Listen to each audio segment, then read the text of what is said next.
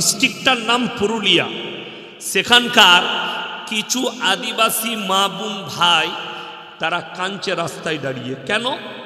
যে আমাদের পাশে কেউ নেই, আমাদের বাপ দাদুর নাম এসআইয়ের কাগজে নেই, আমাদিকে বলেছে তোমরা এই দেশের নও। কিন্তু আমি চ্যালেঞ্জ ছুড়ে বললাম দেশের সরকারকে, ভোট কমিশনারকে আমি চ্যালেঞ্জ ছুড়ছি, যদিও কিছু হিন্দু ভাই, কিছু মুসলিম ভাই বাংলাদেশ পাকিস্তান থেকে ভারতে এসছে, কিন্তু আদিবাসী ভাইরা আমাদের দেশের নাগরিক অরিজিনাল। এটা চ্যালেঞ্জ রইল আমার।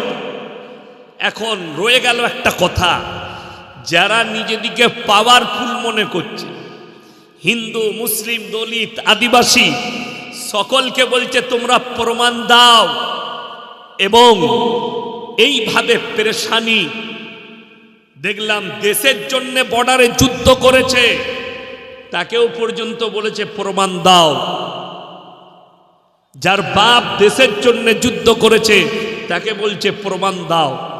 আমার কাছে যারা নেতা আছেন, যারা দেশ চালাচ্ছেন, যারা গ্রাম পরিচালনা করছেন, তারা একটা ইতিহাস পৃথিবী শুনে যান।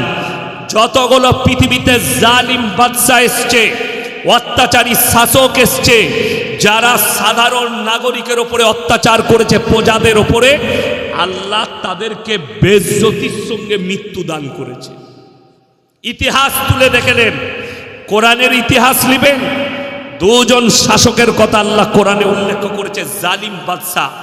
একজনের নাম হচ্ছে ফেরাউন। নাম শুনেছেন না শুনেননি? ফেরাউনের শুনেছেন। এই ফেরাউন শুধু মানুষ হত্যা নয়, শিশু বাচ্চাদিকে হত্যা করেছিল কয়েক লাখ। কেন?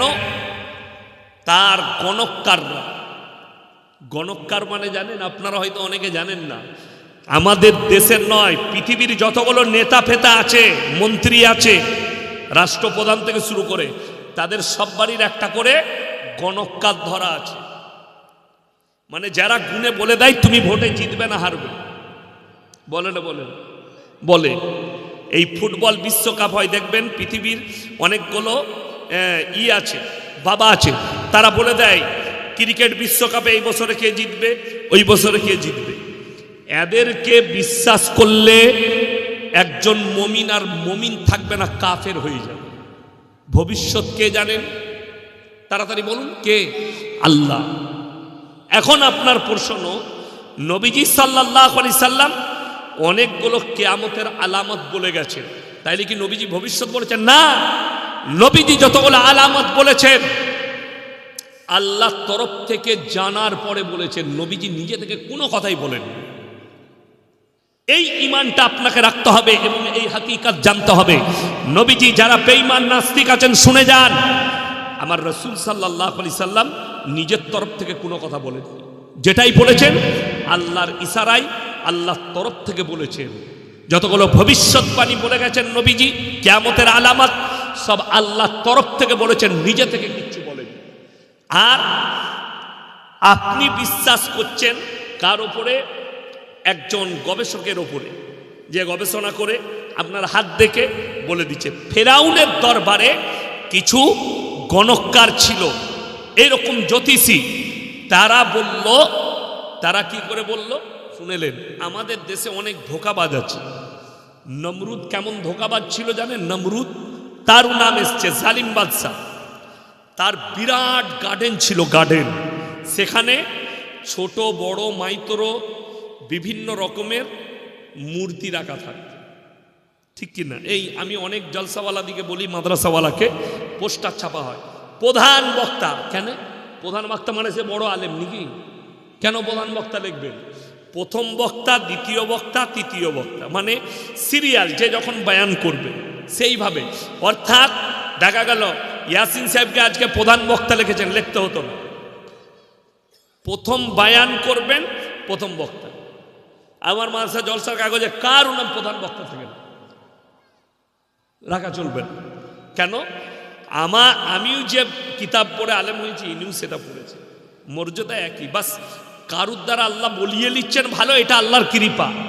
তা না হলে আপনার একটা হাকিকত শুনে যান, 100টা বক্তার মধ্যে 90টা বক্তা এসব আলেমের জুতো সোজা করতে পারবে না যারা কিতাব পড়া, খালি বলতে শিখে গেছে।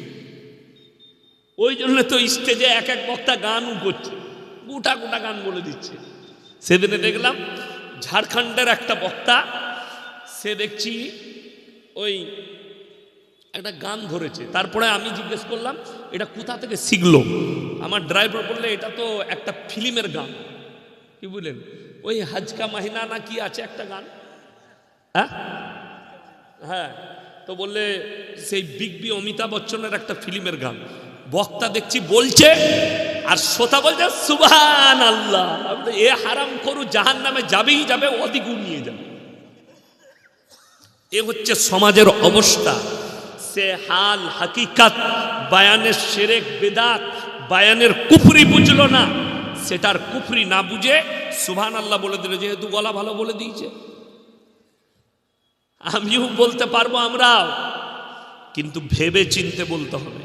আমার বন্ধুগণ, আমার ভাই, নমরুদের ওই গার্ডেনে সব থেকে বড় মূর্তি যেটা ছিল, সে নাকি কথা বলতো। সে কথা বলতো। আমি জানি না, যখন একটা ডিবেট দেখলাম, কোনো চ্যানেলের ডিবেট, সেখানে সব হিন্দু ভাইদের পণ্ডিত, তারপরে বড় বড় নেতারা ছিল। সেখানে একজন পণ্ডিত বলছে कि एक सिर्फ एक ऐसा धर्म है जो कि पत्थर के अंदर प्राण डाल देती है।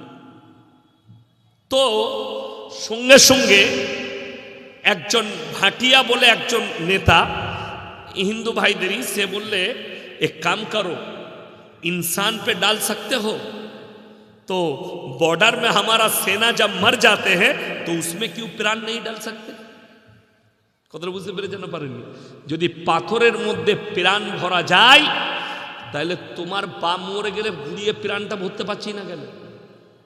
এটা তাদের প্রশ্ন। আমি কোনো ধর্মকে ছোট করার জন্য বলছি না, আর আমি আলোচনাও করতে চাই না।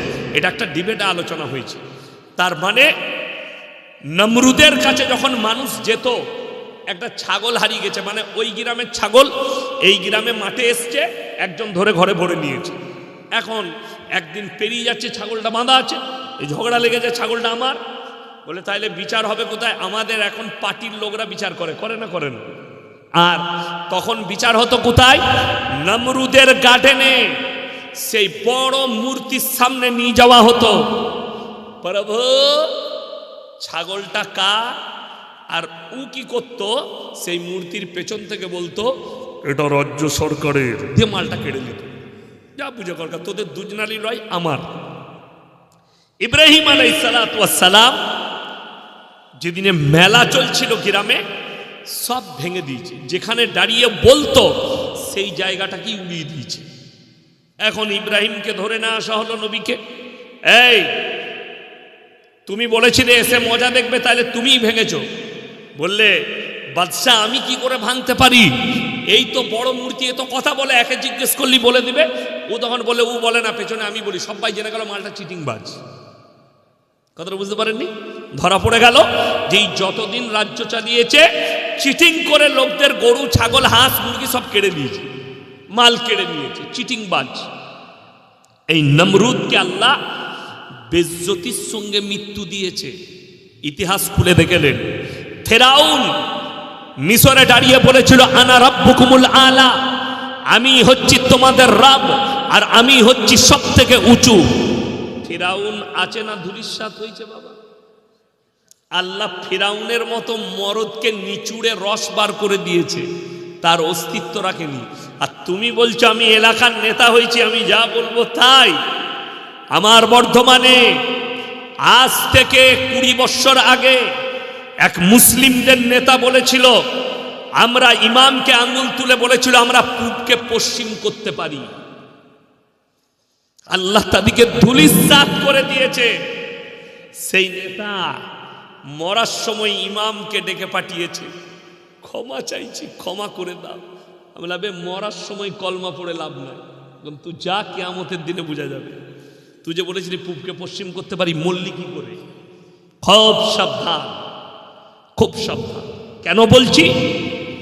আপনি যদি নেতা হন, এটা শরীয়তের নেতা হওয়া দোষ নেই, আপনি নেতা হন, মন্ত্রী হন, এমএলএ হন, এমপি হন, কিন্তু আল্লাহর কসম করে বলছি, তুমি যদি অন্যায় বিচার করো, কওমের মাল মেরে লাও, অন্যায়ভাবে কওমের মালকে আত্মসাৎ করো, কিয়ামতের দিনে আল্লাহ এক একটা টাকার হিসেব নেবেন, ছাড়বেন না।